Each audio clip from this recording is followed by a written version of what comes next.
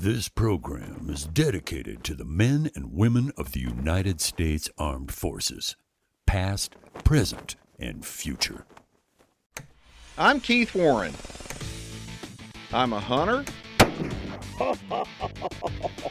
a fisherman, I'm throwing a big old bait because I'm looking for big old fish. a conservationist, Oh, come on. a family man, and I'm proud to be a deer farmer. I'm taking a road trip, and we're going behind the scenes of today's most innovative deer farmers and wildlife management operations in North America.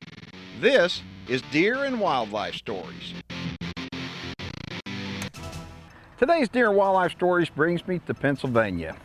And I think it's funny how the white-tailed deer has changed so many people's lives. For example, right here in Chambersburg, there's a restaurant that the white-tailed deer, well, they're the main attraction to the place besides good food. On today's program, we're going to introduce you to other people that the white-tailed deer has changed their lives too. They're members of the Pennsylvania Deer Farmers Association, and I think you're going to love them. Hi, I'm Steve Stem, president of the greatest deer farming association in the country, the Pennsylvania Deer Farm Association. Well, the Pennsylvania Deer Farmers Association is a group of individuals that are white-tailed deer enthusiasts that come together collectively to provide us our very existence. That's why we raise white-tailed deer, is we're excited to do it. We have a love and desire for the cervid industry, and the association is there so that we may politically and collectively do it, whether it be a hobby or a business. The Pennsylvania Deer Farm Association's sole mission is to preserve, protect, and promote white-tailed deer. Here in Pennsylvania, our memberships consist of a variety of people throughout the nation. We have vets, we have people from other states. We have a huge membership here in the state itself with over 500 of the deer farmers that participate in our association. And we'd like to see that grow. And there's one thing and one reason only that we have this membership in its existence because of these people, and that's their love of the white-tailed deer. Good Feed on a gosh. bucket. Hey, big boy. Here. Let me Try feed that. this guy. All right, Rod, tell me who this guy is. That's RDM Timberbuck. Now, let me tell everybody who you are. This is Rod Miller. Okay, Rod and Diane Miller. Diane is his wife. Are, I think, probably some of the most well-known deer farmers here in Pennsylvania.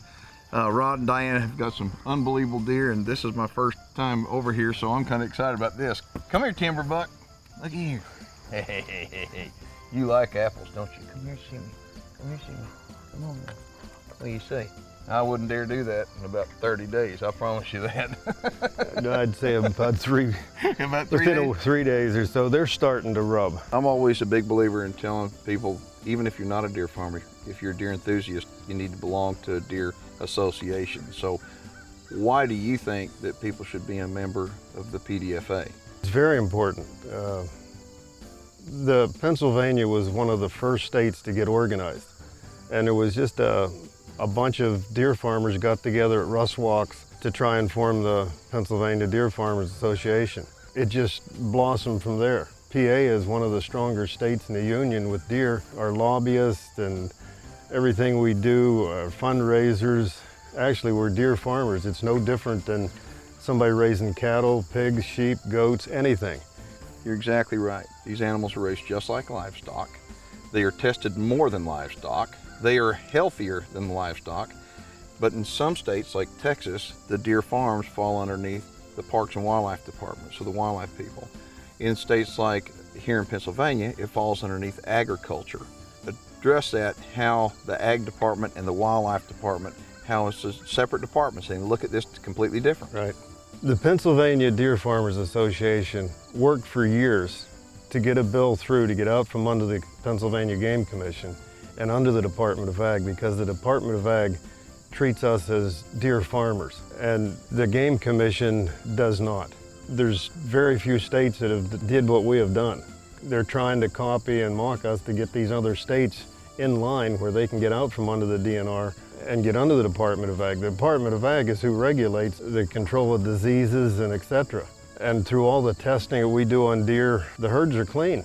It amazes me how many people feel like deer that are in a deer farm have diseases and all, and I think that couldn't be any further from the truth that our deer are healthy deer. Yes, they get sick, but yes, we take care of the deer. Where did these deer that started years and years ago, 22 years ago on a deer farm, where did those deer actually come from?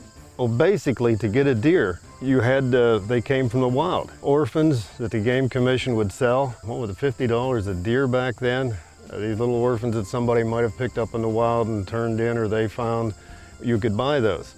So most of the deer had to come from the wild. There was no pen deer. And what we wind up doing is when we selectively breed, we're taking control of our deer herds through DNA and being able to know who throws what and build the best whitetail deer that we can build. And we're doing it together with groups, with associations like the PDFA. Okay, so why don't you show me some more deer? Okay. Deer and Wildlife Stories is brought to you in part by the American Deer and Wildlife Alliance, Deer Guardian Misting Systems, Four Canyons Ranch, Hoff Power Polaris, Record Rack, and LE Fence Company.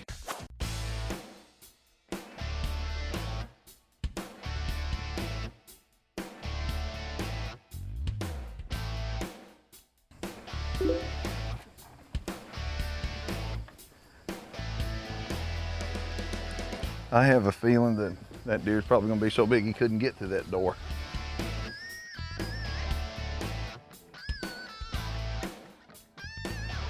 Diane, how old is this buck? This buck is a 6-year-old. This is RDM Gold Bucky Boy. He's a son of Wilderness Bucky and out of Orange 33, an RDM Goliath daughter who we think is a very powerful doe. Everything she's produced has been breeder quality, and her daughters are producing just as well as she is. So this is the father, the sire to that wide buck we just saw. RDM Hawkeye, he's the sire of Hawkeye. And he was 335 last year with a 26.5 inside spread. What we like about our bucks is they don't score their highest score at 2 or 3. They continue to grow. What we like about this buck so much is that he is getting bigger every year. He's now bigger than his sire was. And his inside spread, he was 26.5 inside last year, and he's siring that. The Hawkeye buck that we just saw is over 30 this year inside at 3. And all of Gold Bucky's sons last year on our farm were over 200 inches at 2. Wow. What amazes me is that when you wind up doing things right, you start stacking the genetics. Huh, look what you can grow. I mean, that's an awesome deer, but the 3-year-old out of him is, I mean, when he gets that age, he's really going to be big. Probably going to be much better than his sire. Oh my goodness. Okay, so if somebody would like to come out to your farm and make an appointment, give them a telephone number, and also, do you have a website? Yes, we have a website, and we welcome visitors. Appointments are fine, but we also welcome walk-ins. We enjoy sharing our deer with visitors as much as we enjoy the deer. Our phone number is 814-797-1230. And our website is www.rdmwildbunch.com. All right, here's a Facebook question for you. Get on and answer this. What farm is RDM Gold Bucky Boy from? Were you paying attention? Whitetail deer have captured the hearts of sportsmen for many, many years. It's no wonder that the whitetail is America's most popular big game animal. But there's so much more to whitetail deer. Whitetails offer a unique and viable solution to some of the tough economic problems that are faced by some families today. Deer farming is a rapidly growing industry, and it's also a great alternative agricultural pursuit. Compared to traditional livestock, the deer industry is booming and supports tens of thousands of jobs in small communities across our country. It requires less land than regular livestock, and the returns are far greater. When you consider that raising deer can simultaneously educate and inspire our youth about the outdoors, give economic hope for family farmers, bring jobs to industry-starved rural areas, provide conservation funding for years to come, and help preserve our American outdoor traditions, the whitetail solution, well, it makes lots of good points. It's no wonder that the whitetail deer is America's most popular big game animal.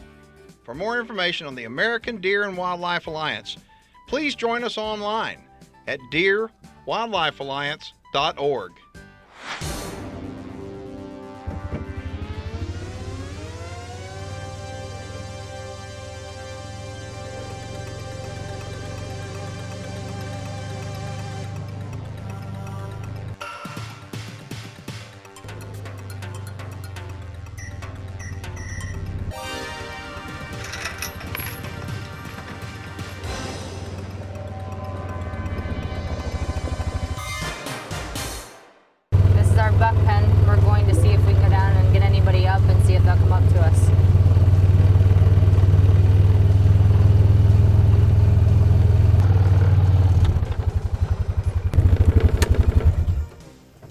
Let's see if we can get some bucks up. All right, this is Thunder Valley Whitetails, and this is Larry Pittenger and his wife Kelly. And those of you who are a member of the Pennsylvania Deer Farmers Association probably know these guys, as they make some deer feeders, and they've got some pretty nice deer, and we're fixing to see if we can get some bucks up. Yeah, this is the time of year these bucks are coming out of velvet, and time of year that their personalities change a bunch. Well, look at them. Oh man, they're absolutely beautiful. Whew. I love that guy right there. Look at that. How old is he right there, Kelly? He's 3. Wow. My goodness, is he the result of artificial insemination program? Yes, he is. We bred with Maximus DT, and he's the 3-year-old out of him. Wow, look how symmetrical he is and all. Now, what are the ages of these bucks in here? There's yearlings, there's 2-year-olds, and there's 3-year-olds. There's one 5-year-old. Which one is the 5-year-old? He has the drops. Oh, the double drops. He's Yes. really pretty. Wow. Okay, well, why do you have all the bucks in one pen? Because a lot of guys will separate them. They'll have the mature bucks in one area, middle-aged bucks in one, and young bucks in one. Why do you have them all together? It just seems that they do better down here. It's quieter. So we put them all together this year, and it seems they've been calm. They can get at the feeders easily, and not one buck is just pushing them around. They seem to blend in pretty well. Right. I see you've got good grass in here for them to lay down in, like that buck coming through the grass right there. That one, well, he's almost all hardhorn now. Yeah. I think a lot of the people that watch Bambi too much don't really realize how aggressive the deer can get. And a buck deer, when he comes out of the velvet, his demeanor changes entirely. Yeah, he's not the same buck as what he was a week before. No question about it. You can just tell their mood changes. Deer and Wildlife Stories is brought to you in part by the North American Deer Farmers Association, DNA Solutions and the North American Deer Registry, New Dart, Shock Effect, and Sage Capital Bank.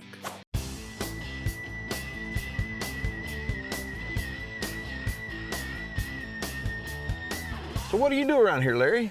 Basically whatever Kelly tells me to do. I'm her main assistant, and try to take care of anything she needs, and for the most part just do whatever I'm told. Well, I know that you were a board member of PDFA. And how long have you been a deer farmer? We've been raising deer about 10 years. We got into it like 99, 2000, somewhere in that range. So how long have you been a member of the PDFA? We've been a member of the PDFA since it was started. We have close to 500 members, and they're from all walks of life. They're small business owners, they're just people that love to raise deer, they're hobbyists, taxidermists, vets. We have a very diverse group as far as that goes. They've all been drawn to the industry because of their love of the white-tailed deer. If there's anybody out there that is interested, they can contact us through the website. There's members in your area that would be more than happy to share their love of the animals for the most part. So if somebody wants to come out here and take a look at Thunder Valley Whitetails and see what deer farming is all about, see your deer, how would they go about, first off, are they welcome to do so? And if so, how would they go about contacting you? Yep, they give us a call. It's 570-435-5809, or they can go to our website, Thunder Valley Whitetails, send us an email and contact us that way. You know, we can set up an appointment, they can come out, we can, try to at least share our knowledge of the deer industry with them and show them what we've done, and show them the good things that we've ran into, the bad things that we've ran into, try to help them so that they can learn an overall good sense of the industry and where the industry's going, what the industry needs to do in the future.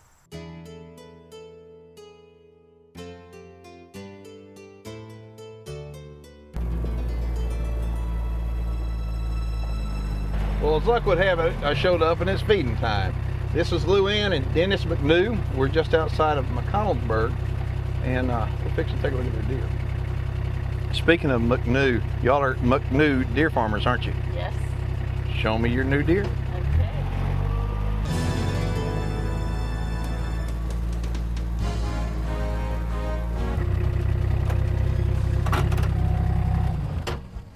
Okay. Hey, girls. Hi, baby. How are you? Look at this. Can we go inside with them? Yes, we can. Showing up at the right time now. Okay. What are you gonna do? Just put the hay in the feeder here? Yes. Okay. You spend every day with them? Yes, I do. So what is Dennis doing with that contraption over there? He is going to spray those roller covers with permethrin and mineral oil, which is a repellent for flies during the summer months. The white tube gets filled with corn, and they stick their noses through there to get corn, and that puts it on their face, which repels the flies from their face. All right, that's pretty slick. I like this little idea now. That's forcing their head to get down through there and pick that up. That does get that on them pretty good. Yeah, it works really well. Nice idea to get rid of the insects. Okay, can you show me some bucks? I'd love to. So these are all 2-year-olds? Yes, all 6 of those are 2-year-olds. Wow. And they're just starting to come out of the velvet now, aren't they? Yeah, they just started rubbing in the last 2 days. Okay, so you've got these 6 2-year-olds, but you've got quite a few 1-year-olds, don't you? We have 7 yearlings. Okay. All right, and all these yearlings, well, these 2-year-olds too, they were raised here, right? Born and raised here. That's correct. Okay, so that just goes to show you, you don't have to be a deer farmer long to wind up with a lot of deer, do you? No, they add up quick. Oh yeah. Show me some 1-year-olds. Those Okay. are some nice guys right there. Could you have done this without the Pennsylvania Deer Association? No, we absolutely have to have them. The Pennsylvania Deer Farmers are an organization that if you're up here in the Keystone State, you need to contact them if you're interested in deer farming. If you have a problem with deer farming, contact them because they'll kind of invite you out to a deer farm. Have you ever heard of a deer farmer that has not allowed people to come on and see what they do? No, I haven't. I haven't either, and so I would encourage anybody out there that's interested in deer farming or somebody that has a beef with deer farming or somebody that wants to get into deer farming, contact the Pennsylvania Deer Farmers Association and learn more about it, wouldn't you think? I think so. Well, I want to thank you all for having me out here, and thank you all very much. Thank you, Keith. It's been a pleasure to get to know you. This Deer Fact Trivia is brought to you by Record Rack Deer Feeds. What is the #1 killer of wild white-tailed deer? A, guns, B, corn, C, malnutrition, or D, predators? The answer after the break. The #1 killer of white-tailed deer in the wild is C, malnutrition. For more information on Record Rack Deer Feeds, log on to record-rack.com. If you're an enthusiast that would love to get into the white-tailed deer business and you feel a little intimidated, there's no need. Visit us at our website and investigate where you might want to start. And if that means call any of the officers of the association, call any of the memberships, see where someone might be close by to you. Start because of the love of the animal. Start because that you love white-tailed deer, not because you're going to make $1 million, because you're not. It's like anything else in life. There's a cost, there's an expense, but there is a profit. And if you have a dream and you have a vision, contact any one of the memberships that you find in our directory or on our website. Contact any of the officers. Contact me personally. Love to talk deer. There isn't a deer farmer across the country I know that doesn't love to talk deer. Look at our website. Look at our directory with our dates for our meetings. And please, I solicit you to come and be an enthusiast with us. The Pennsylvania deer farmers have worked for years to get where we're at. And without the PA Deer Farmers Association, Pennsylvania probably wouldn't be raising deer because of the different groups that are tried to shut us down, this sort of thing. And we're no different than anybody else that raises cattle or anything. These are farm animals under the Department of Ag, and they keep a close watch on us with all the testing we do, etc. And our deer have more shots, vaccinations, than any other animal out there. But one of the neat things about it is the people that we meet. Our friends and associates have expanded tremendously. I mean, we know people all around the country. We have conversations with people in many different states about deer. And then it goes into a personal relationship. Well, how's your family and what are your grandkids doing? It's been a life-changing experience. Tell me how important it is to you to be a member of the Pennsylvania Deer Farmers Association. It's very important. They've helped us with a lot of different aspects as to teaching us our first time we ever bottle fed to knowing all the rules and regulations to what we need to do to keep our deer healthy. So there's associations like the Pennsylvania Deer Farmers Association all over the country that if you're watching the show and you live in Wisconsin or whatever, Texas, we've got associations that can help you out to become a deer farmer. And I'd hate to go it alone, wouldn't you? Oh yes. So how important do you think it is for deer farmers in the individual states to band together to get things done and done right? It's very important.